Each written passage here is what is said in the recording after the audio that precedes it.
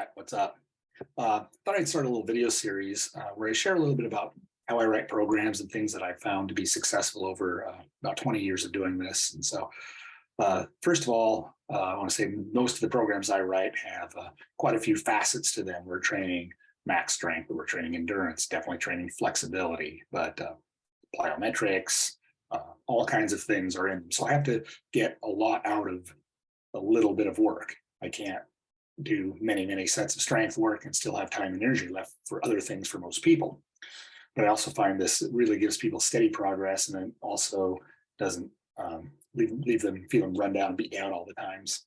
But question then becomes, okay, what is the minimal amount you can do and actually see meaningful progress? So first of all, caveat is this is for people that are training for non-strength sports, any sport that doesn't involve lifting a barbell, basically, and for overall health and longevity, but high performing health and longevity.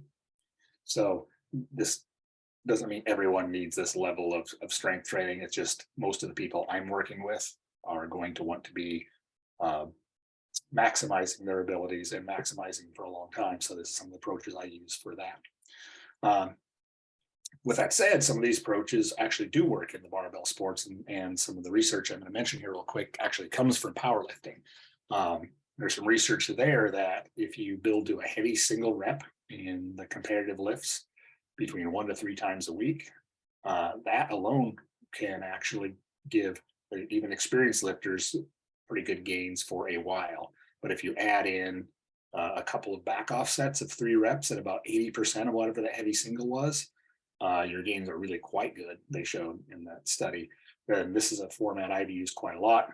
Build a heavy single, back off, 2 sets of 3, around 80%, done. And within that, I rotate the lifts really often.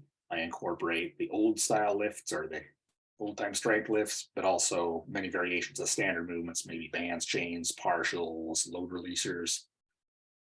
You're not hitting the same variation very often, but each time you come back to a variation, you're generally setting PRs all the time. So it ends up being a lot of fun as well. And you see really good transfer strength to many things.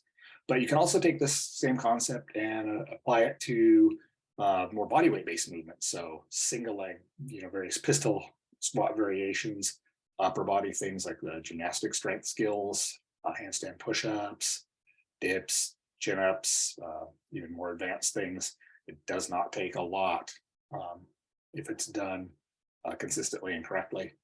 Even certain accessory movements used in a similar manner.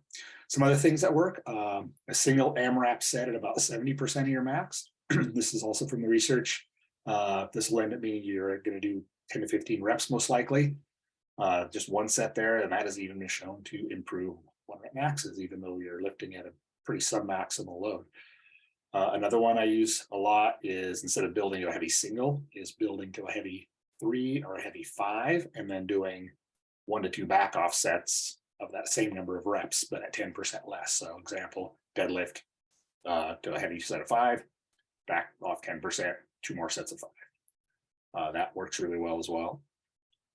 And then as far as accessory work, really common, I just do 1 priming / warm-up set at a lighter weight, fairly low fatigue, and then we just hit 1 good work set, pushing to 8.59 RPE. So real close to technical failure. And that I find works very well. You can hit a lot of movements, a lot of good progress, low fatigue. Anyway, some thoughts on minimal effective dose for getting stronger.